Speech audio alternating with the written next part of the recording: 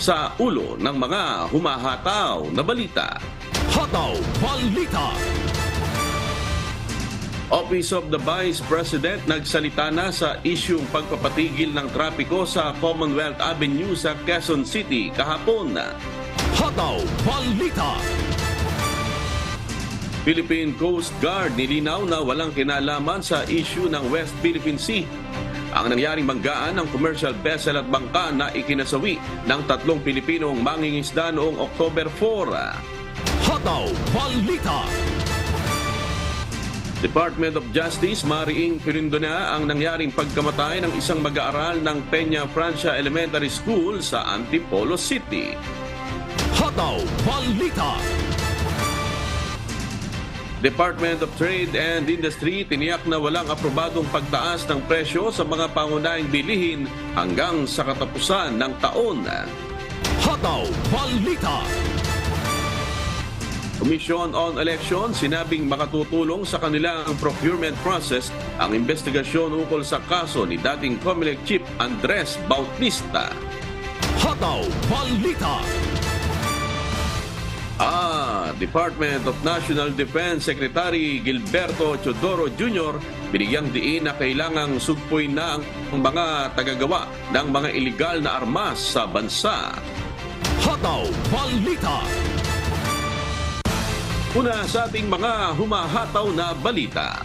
Inihayag ng Office of the Vice President o OVP na hindi umano si Vice President Sara Duterte ang dahilan ng pagpapatigil ng trapiko sa Commonwealth Avenue sa Quezon City bandang umaga nitong Huwebes, October 5. Inilabas ang pahayag matapos mag-viral sa social media ang video post ng isang motorista sa nangyaring pagpapahinto sa daloy ng trapiko sa Commonwealth Avenue upang pagbigyan ng umano'y pagdaan ni BP Sara.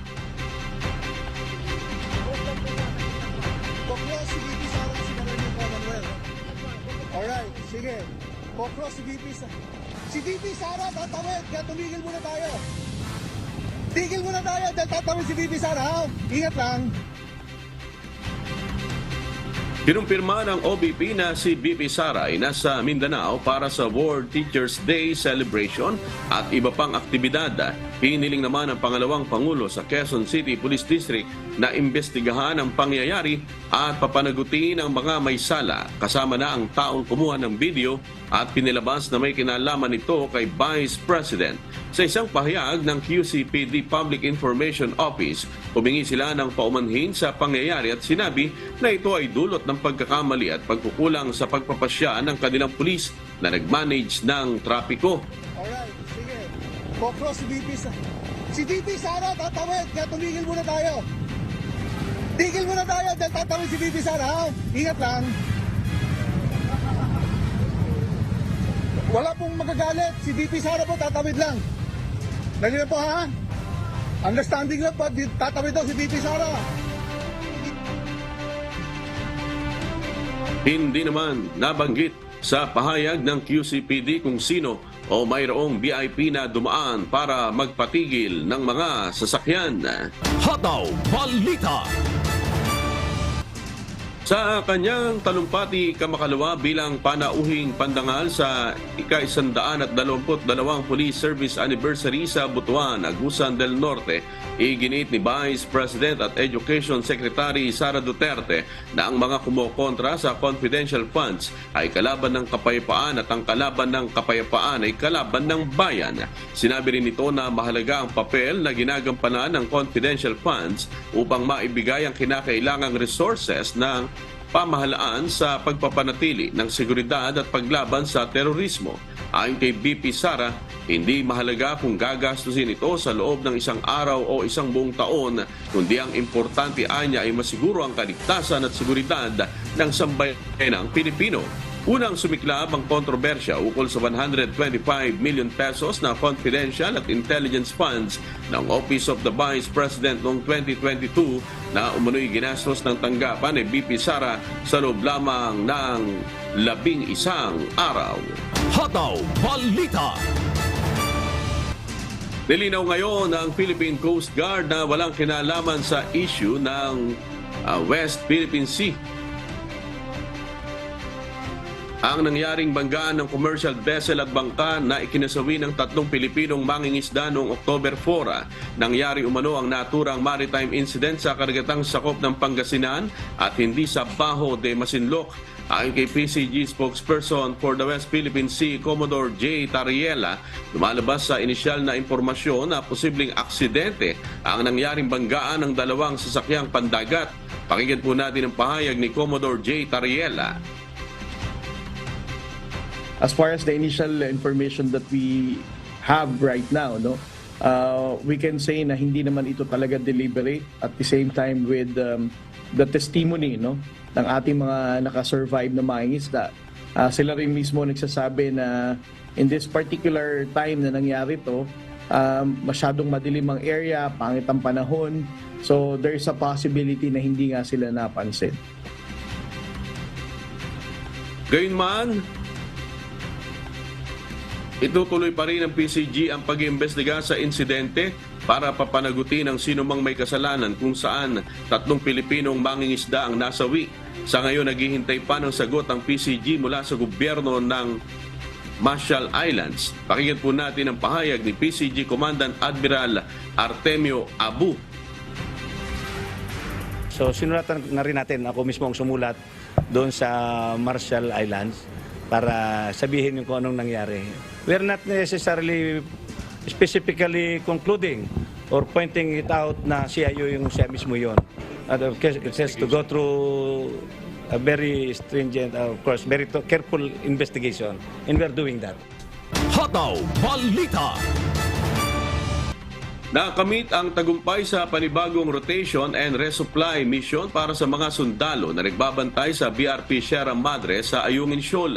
Sa pahayag ng National Task Force for the West Philippine Sea, ipinahayag na matagumpay na isinagawa ang RORE mission sa tulong ng pwersa ng Armed Forces of the Philippines, Western Command at ng Philippine Coast Guard.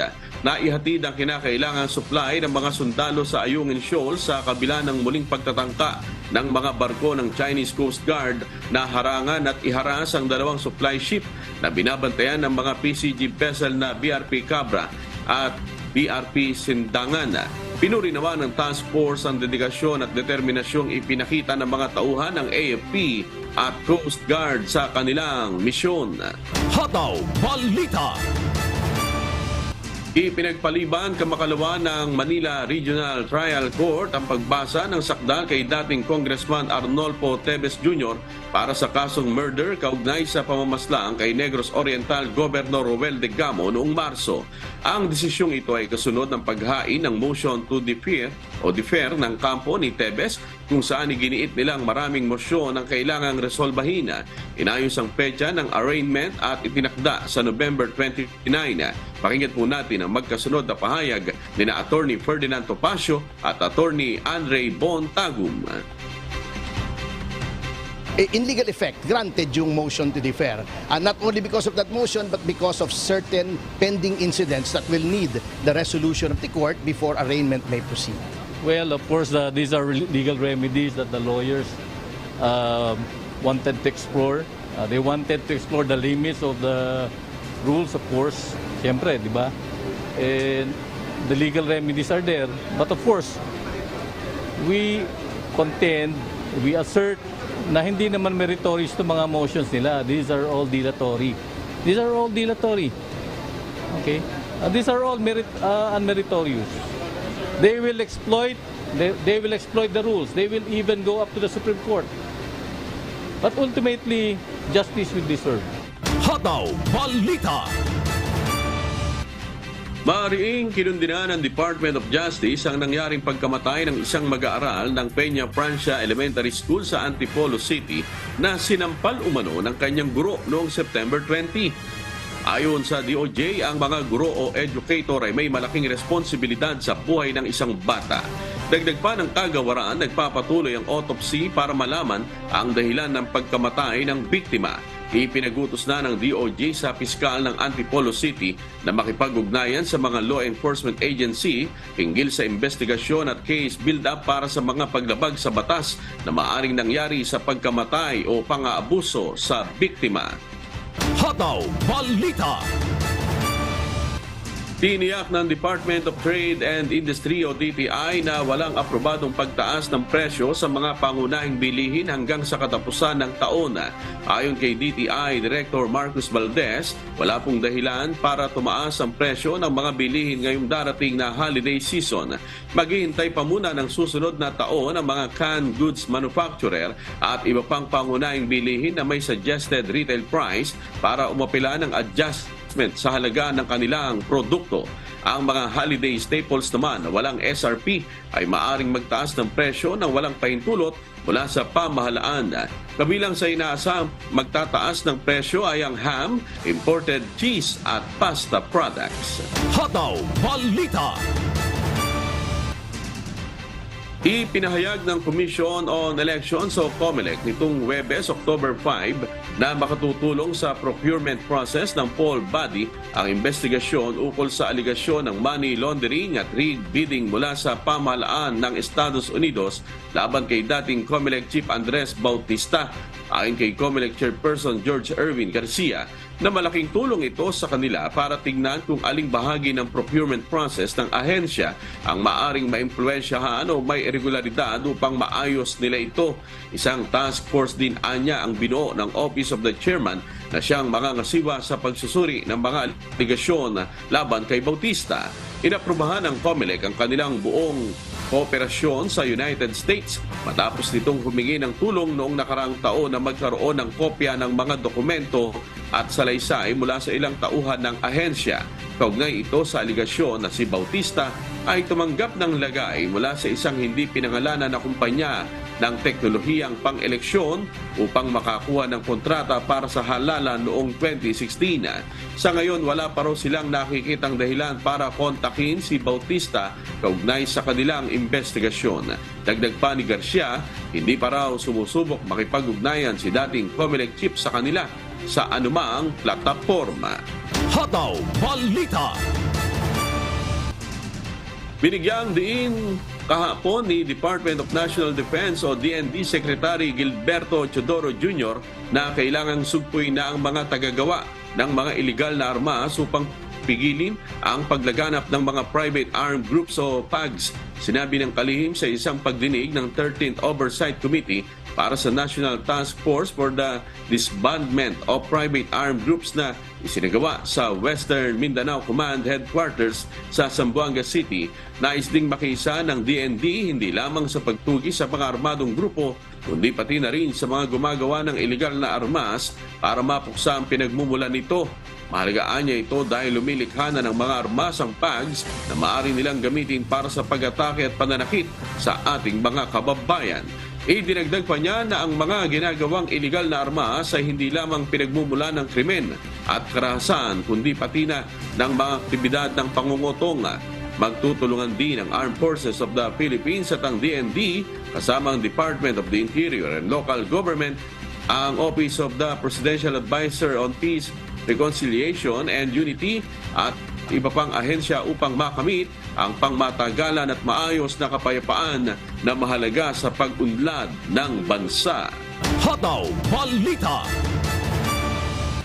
Isinailalim na sa inventaryo ng Interagency Drug Interdiction Task Group ang tinatayang 270 kilos ng shabu na nasabat ng mga otoridad sa Manila International Container Port o MICP sa Maynila. Ayon kay PNP-PIO Acting Chief Police Colonel Jean Pajardo, natanggap ng Philippine National Police Drug Enforcement Group ang impormasyon hinggil sa paparating na shipment ng droga sa MICP nitong weekend mula sa Mexico. Dahil dito, pinagsanib ang puwersa para sa inspeksyon ng mga otoridad. Dagdag pa ni Colonel Pajardo, posibleng lalo pang lumaki ang kabuang timbang ng shabu kapag natapos na ang isinagawa ang inventaryo. Pakinggan po natin ang pahayag ni PNP-PIO Acting Chief Police Colonel Jean Pajardo. True enough, nag-match po yung control number ng ship na darating po at kanina nga po ay nagsagawa nga po ng inspection at nung buksan nga po ay meron nga pong mga illegal drugs na laman at based sa initial test po ay positive po sa methamphetamine hydrochloride at napakarami pong boxes nito, so ongoing po yung inventory ngayon. Hataw Balita. Itinanggi kahapon ng Department of Health o DOH ang isang kumakalat na mensahe na nagsasabing isang ospital ng Kagawaran ay naka-lockdown dahil sa pasyente na may coronavirus. Sa isang pahayag, sinabi ng DOH ng nasabing mensahe ay peke dahil wala umanong ospital ngayon na naka-lockdown at ang lahat ng DOH hospitals na sa bansa ay nananatiling bukas at operasyonal. Binala ng ahensya ang publiko na maging maingat sa pagbabahagi ng impormasyon at kumuha lamang ng balita ukol sa kalusugan mula sa opisyal na plataforma nito. Dagdag pa nito, hindi maaaring maglabas ang DOH Epidemiology Bureau ng pinakabagong ulat ukol sa vaccine accomplishment hanggang maayos ang migrasyon ng Department of Information and Communications Technology sa Vaccine Information Management System ng DOH. Hotaw Balita. Hinalaan kahapon ng Department of Budget and Management o DBM ang publiko laban sa mga tiwaling individual at grupo na nagpapanggap bilang si Secretary Amena Pangandaman gamit ang mga hindi pinagkakatiwalaang email account. Sa isang pahayag, ipinaalala ng DBM sa publiko na huwag makipagtransaksyon sa mga nagpapanggap bilang si Pangandaman na gumagamit ng hindi lehitimong email address tulad ng Amina EF, Pangandaman at gmail.com. Ayon sa ahensya, hindi gagamit si Secretary Pangandaman ng hindi ligtas at hindi tinitiyak na email address para makipag-ugnayan sa sinuman para sa anumang bagay at malugod-anya silang makikipagtulungan sa kaukulang otoridad upang isagawa ang isang masusing investigasyon ukol sa mga iligal na gawain tulad nito. Hiniling din sa publiko na iulat ang mga katulad na kaso o anumang iba pang kahina-hinalang gawain gamit ang pangalan ng DBM sekretary nito o alinmang opisyal para itaguyod ang kanilang personal na agenda. Noong Hunyo, naglabas din ang DBM ng babala laban sa mga fixer at scammer na nag-aalok ng tulong kapalit ng pera. Hotaw Balita. Naaresto sa Mabalacat, Pampanga kahapon, October 5 ng mga operatiba ng Bureau of Immigration o BI ang isang fugitive mula sa South Korea na hinahanap dahil sa telecommunications fraud. Sa isang pahayag, sinabi ni BI Commissioner Norman Tansinko na si Kang Hee-wo, 35 anyos, ay matagal nang hinahanap mula pa noong 2018 matapos ang abiso mula sa pamahalaan sa South Korea. Mahigit 5 taon ng matinding manhunt at surveillance operations na anya ang nangyari bago siya nahuli sa isang operasyon ng Fugitive Search Unit ng BI. Matagal na umano itong target dahil sa pagiging ranking member ng isang telecommunications fraud syndicate. Ayon sa International Criminal Police Organizations o Interpol, National Central Bureau sa Maynila, ang naturang sindikato ay gumagawa ng voice phishing calls gamit ang random calls sa South Korea. Binalaan naman ng ahensya ang iba pang dayuhang kriminal na nagtatago sa Pilipinas na hahantong din sila sa kamay ng batas kahit saan man sila magtago. Dahil nasa Interpol's Red Notice si Kang mula 2021, siya ay isa sa ilalim sa summary deportation at blacklisting ng BI. Sa ngayon, siya ay nasa BI Warden Facility sa Camp Bagundiwa, Taguig City habang hinihintay ang kanyang deportation. Inihayag ng Albay Police Provincial Office na isang liquidation plan sana ang isasagawa ng Communist Terrorist Group kasunod ng nangyaring engkwentro sa pagitan ng tropa ng pulisya at mga hinihinalang miyembro ng Communist Party of the Philippines New People's Army. Si Brian Baldarahe, humahataw. Hotaw Balita. Liquidation plan laban sa mga pulis. Ito ang natanggap na ulat ng Intelligence Unit ng Albay Police Provincial Office o PPO ilang araw bago mangyari ang engkwentro sa pagitan ng mga kawani ng Philippine National Police at hinihinalang mga miyembro ng Communist Party of the Philippines New People's Army o CPP-NPA sa bayan ng Daraga, Albay noong Martes, October 3. Ayon kay Provincial Director Police Colonel Fernando Conanan Jr. ng Albay PPO, dahil sa natanggap na ulat, nakaalerto ang mga tropa ng pulisya nang umatake ang makakaliwang grupo. Dahil dito, 2 ang nasawi sa 4 na miyembro ng Communist Terrorist Group na siyang magsasagawa sana ng plano.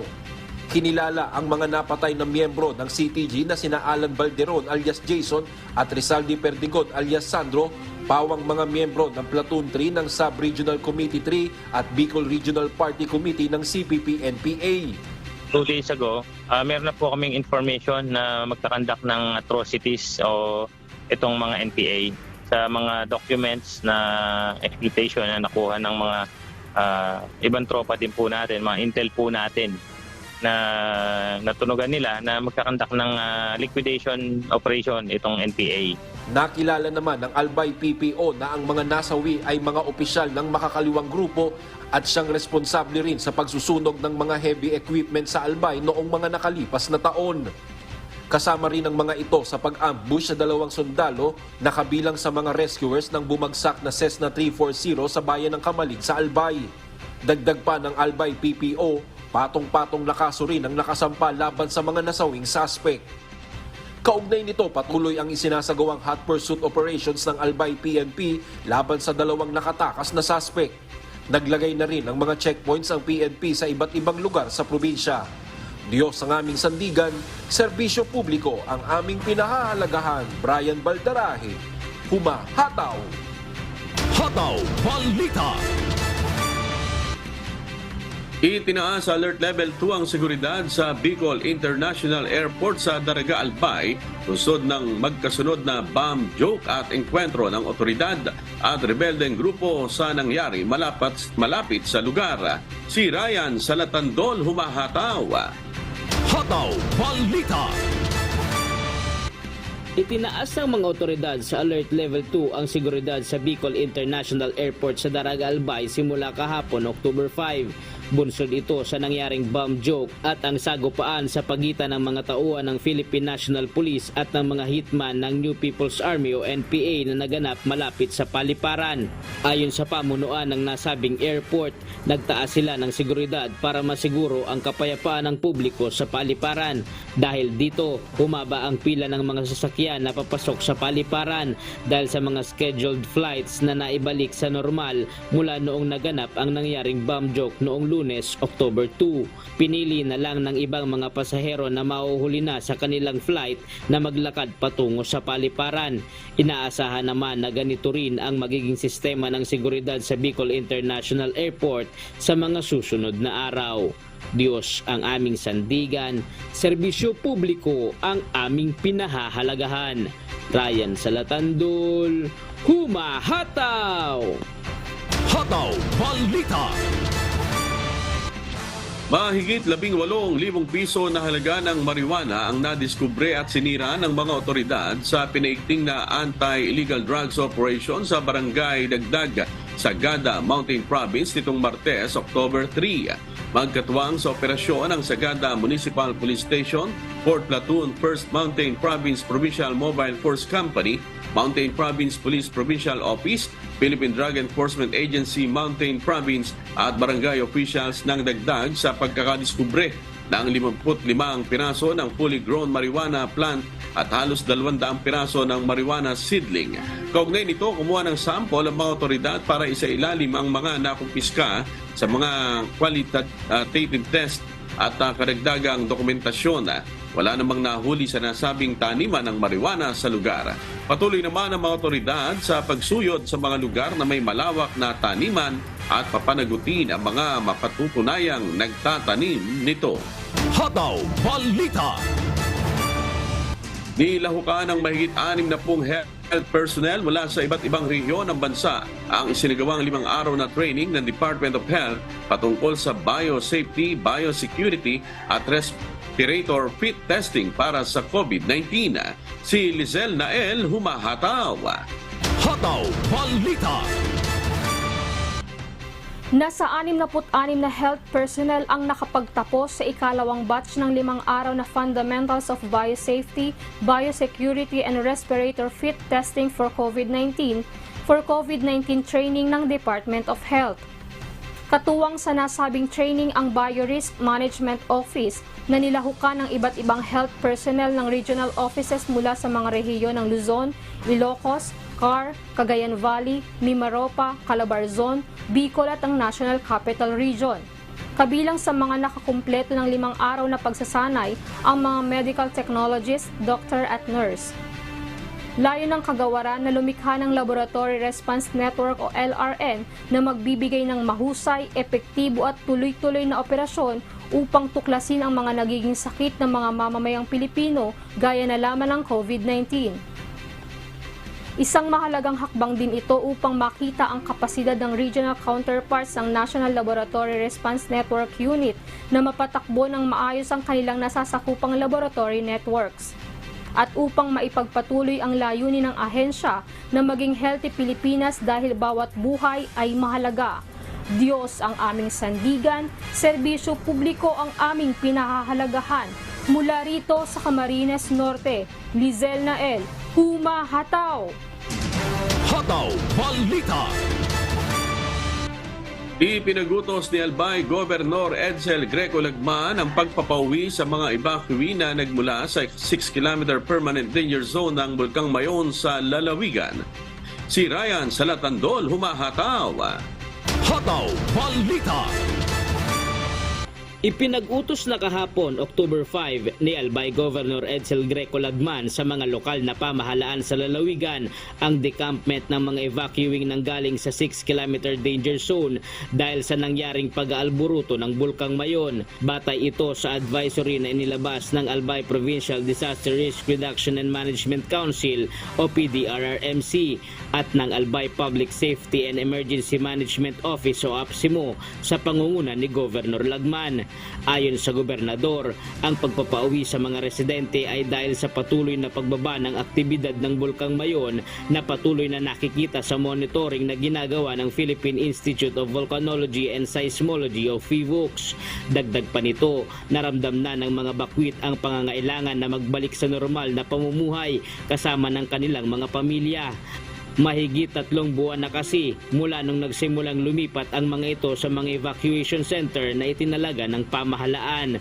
Kaugnay nito, patuloy ang pagpapaunawa ng lokal na pamahalaan ng Albay sa mga residenteng uuwi sa kanilang mga tahanan na sumunod sa decampment protocols at manatili pa ring alerto, lalo na at nakataas pa rin sa Alert Level 3 ang status ng Bulkang Mayon. Batay sa pinakabagong tala ng APSIMO, bago ang decampment advisory, aabot pa sa 2,441 na mga pamilya o katumbas ng 8,763 na mga individual ang mga nasa evacuation centers. Samantala, kahapon ay nakapagtala ang PHIVOLCS ng 30 volcanic earthquakes at 127 rockfall events habang nananatili ito sa Alert Level 3. Diyos ang aming sandigan, serbisyo publiko ang aming pinahahalagahan. Ryan Salatandol, humahataw!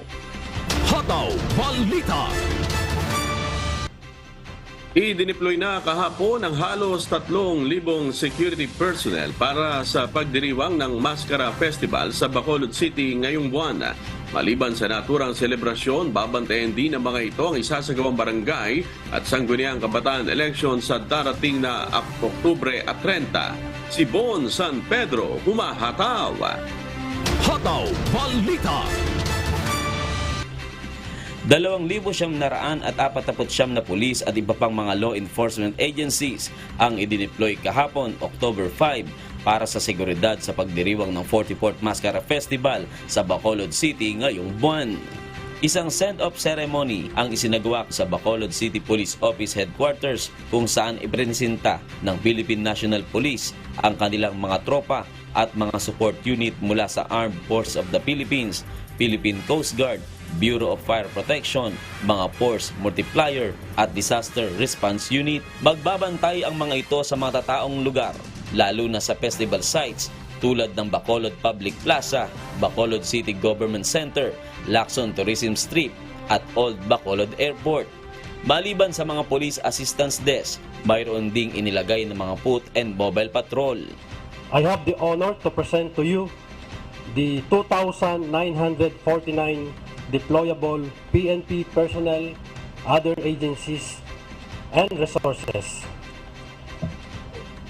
The troops and resources is now ready for deployment for this year Mascara Festival 2023. Ayon sa Bacolod City Police, nakahanda ang kanilang mga tauhan na magpatupad ng maximum tolerance sa anumang insidenteng posibleng mangyari sa lungsod. Bahagi ng paghahanda nila para rito ang isinagawang simulation exercise nito lamang Miyerkules. Mahigpit na paalala ni Bacolod City Police Office Director Police Colonel Noel Alinio sa kanyang mga tauhan. Disiplinahin ang sarili habang nasa trabaho, bawal matulog o malate at wala munang absent o leave. Tatlong ngayon ang gagawin namin, anti-criminality, yung ginagawa namin, regular na trabaho namin. Pangalawa, election period ngayon, binabantayan namin ang peace and order ng 61 barangays. Kita nyo naman, baka hindi natin napaproject. Meron tayong election this coming end of the month, October 30. Ayan, tapos ito pang maskara. Magbubukas ang Maskara Festival mamayang gabi at magtatapos sa October 28. Diyos ang aming sandigan, serbisyo publiko ang aming pinahahalagahan. Von San Pedro, humahataw!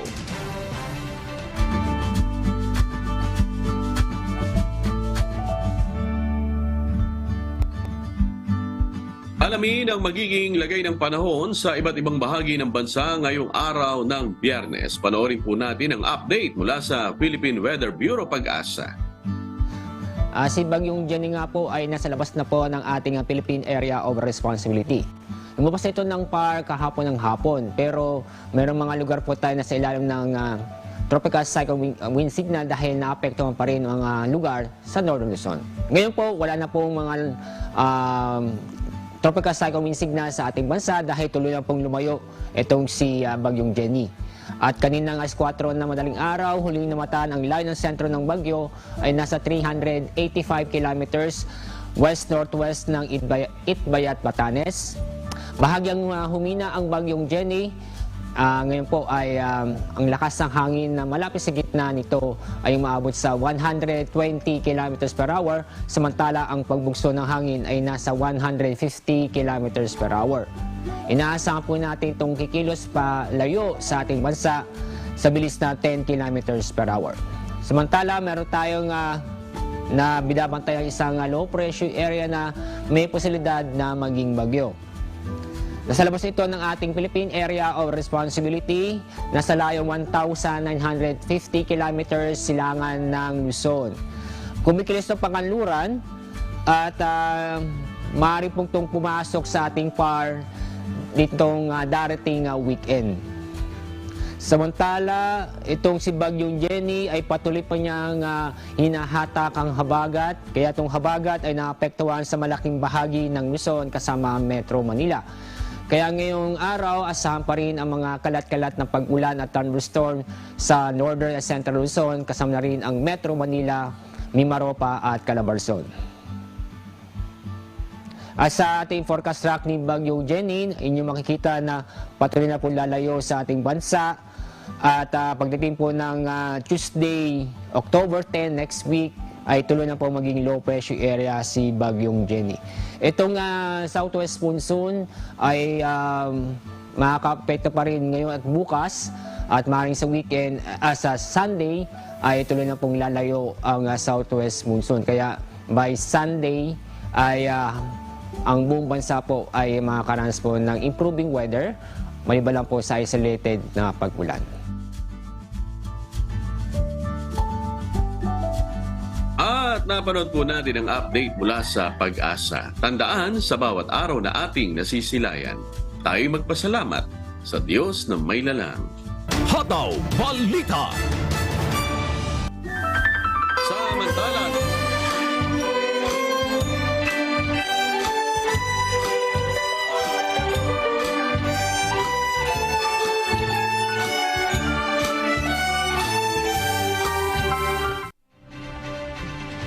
naramdaman na natin, naramdam ang Filipino hospitality at ang sarap ng iba't ibang pagkain mula sa iba't ibang panig ng bansa sa isinagawang Grand Fiesta ng Diyos, Brethren Day ng Members Church of God International kahapon.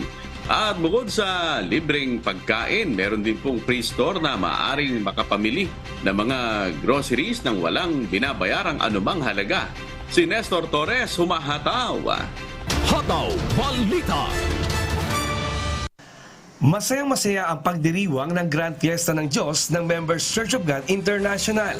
Bukod sa makukulay na banderitas na nagdagdag pa ng kasiyahan, nagbigay aliw rin sa mga dumayo rito ang naggaganda ang float ng mga representative mula sa iba't ibang probinsya na pumarada. At kapag nandito ka, para ka nang nag-food trip sa buong Pilipinas at sa ibang bansa. Dahil tampok dito ang 42 na iba't ibang booth kung saan namimigay sila ng libreng pagkain na kilala sa kanilang mga lugar. Tulad na lamang ng ipinagmamalaking tosino, skinless, longganisa, puto at kutsinta ng Pampanga. Matatakam ka naman talaga dahil malayo pa lamang ay maaamoy mo na ang napakaraming lechon na handog ng booth ng Metro Manila. Masarap po ang lechon nila. Binigay sa amin. Masarap po ang lechon nila, malutong. Malinamnam, nalalasap. Maging ang tatak na Bicolanyo na ulam na sinantol o yung ginataang santol, laing at pansit bato ay matitikman nyo rin dito. Hindi naman pahuhuli ang Cebu sa kanilang napakasarap na danggit, biskotso at otap. Malutong na chicharon at kilalang ensaymada ng Malolos ang inalok ng booth ng Bulacan. Para kang nagbalik panahon sa mga Kastila sa disenyo ng kanilang booth na talaga namang pinaghandaan. At makikita nyo po sa aming disenyo ang isang lumang bahay na kung saan yan ay matatagpuan sa lugar ng Malolos, Bulacan.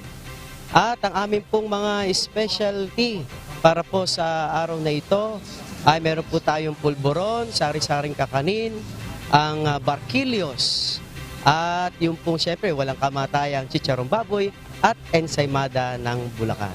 At para kumpleto ang pagkain ng mga tinapay o ensaymada, huwag kalimutang dumaan sa booth ng Batangas para humigop ng mainit at masarap na kaping barako. Kung treat nyo naman na kumain ng prutas, nariyan ang booth ng Davao Region kung saan pinakabida ang durian na talaga namang pinilahan. Sarap! Sarap! Delicious!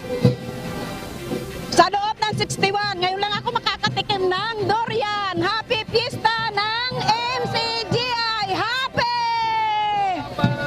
Salamat sa Diyos, mga kasama, mga kapatid! May mga delegates rin mula sa ibang bansa tulad ng Asia Oceania na naghanda naman ng dried foods at mga chocolate.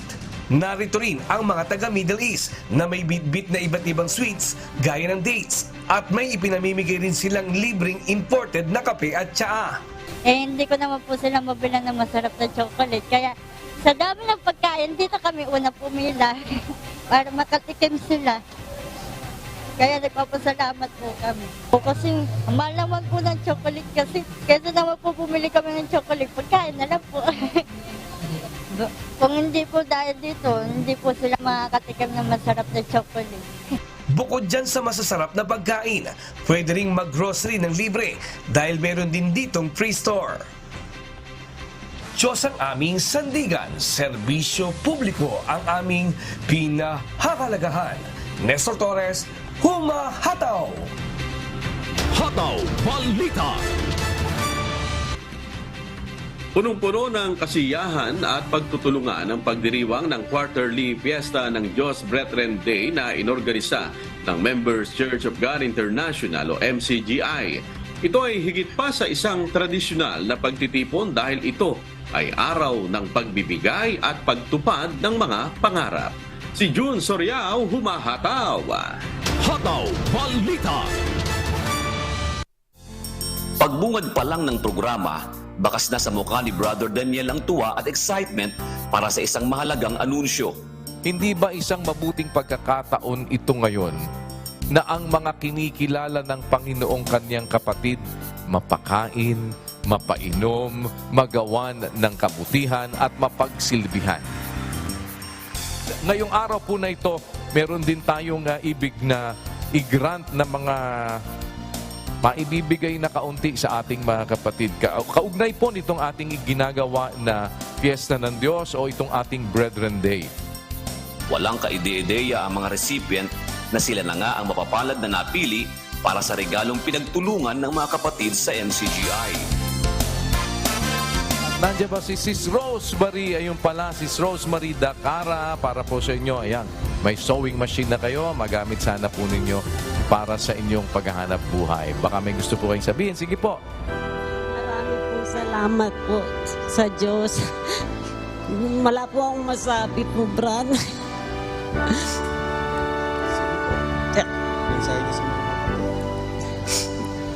Ako rin po, magpapasalamat sa mga kapatid tumulong po sa amin po. Gustong-gusto ko talaga po yan na makatahi po ng basahan kahit papaano po, makatulong po kahit sino pong kapatid po. Opo. Ayan po, kapatid. Hindi ko po inaasahan po, Brad. Salamat po. Surprise kayo. Hindi nyo naasahan. Sana mapakinabangan nyo po, ha? Surprise po ako. Sige po. At pagpalain kayo ng Panginoon, kapatid na Rosemary. Di mapigilang umiyak sa tuwa ng mga benepisyaryo dahil sa sorpresang pangkabuhayan showcase at cash gift para sa pagsimula ng maliit na mapagkakakitaan. Hindi ko po akalain po. Salamat po sa Diyos na napili po ako. Hindi ko po talaga akalain. Kasi isa lang po ako na bandera. May bali ang dalawang anak ko, isang special child. Tapos yung mama ko, ako din nag-alaga. Tapos may inalagaan pa ko na kapatid ko po.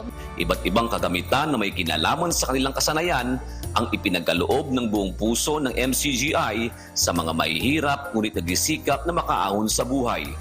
Alam nyo, yan po ay isa sa mga aral natin kasi dun sa unang Juan 3 at 17, kapag ka meron kang pag-aari sa sanlibutang ito, nakikita mo ang iyong kapatid na nangangailangan, huwag mong ipagkakaitang iyong awa para manahan ang pag-ibig ng Diyos sa iyo.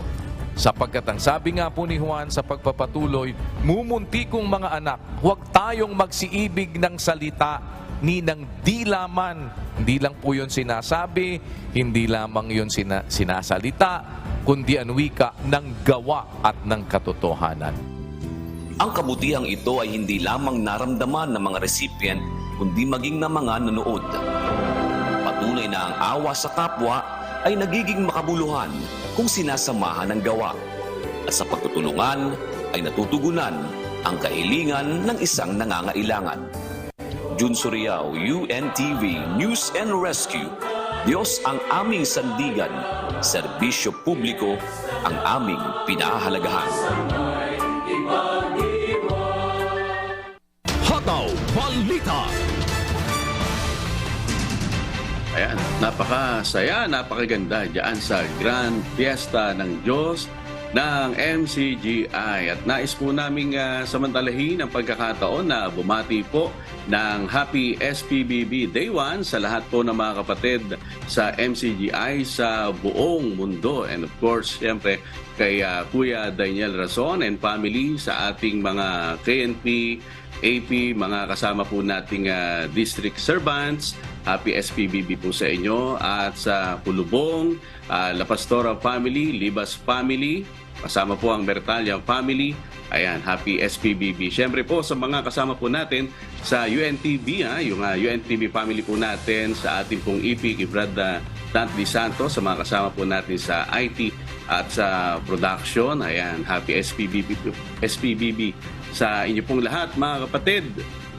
At yung mga taga-subaybay po natin, sa mga sukay po natin sa Hataw Balita Pilipinas. Shoutout po sa inyo kina Emma Chikuhara, Elena Yang, Ron Cunanan, Jose Manyala at Brett Reyes.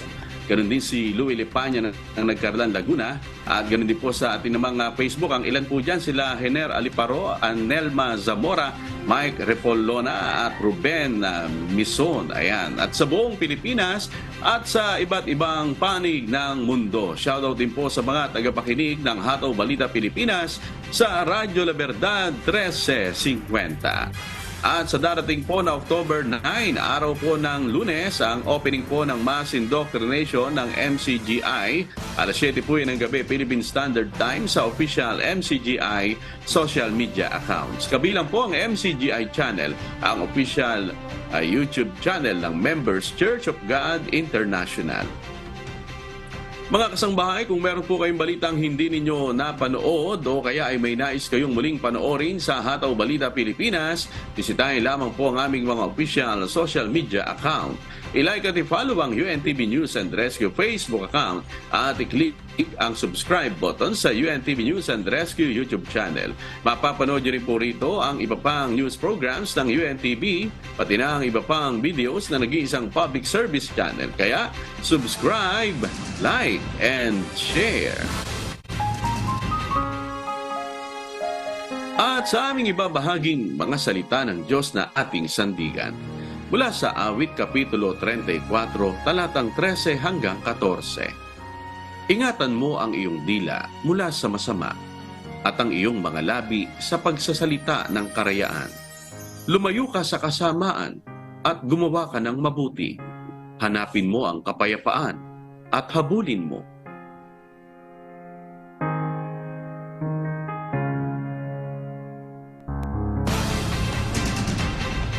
At yan po ang mga humahataw na balita ngayong umaga ng Biyernes, ika-6 sa buwan ng Oktubre 2023. Sa ngalan po ng lahat ng bumubuo ng UNTV News and Rescue at ng UNTV Radyo Libertad 1350 ng ating mga correspondent mula Luzon, Visayas at Mindanao. Ako po ang inyong amigo, Sherwin Kulubong. At dito sa UNTV at UNTV Radyo Libertad 1350, Diyos ang aming sandigan. Serbisyo publiko ang aming pinahahalagahan. Susunod na po ang Good Morning Kuya. Happy weekend sa ating lahat. Salamat po sa Diyos at magandang umaga.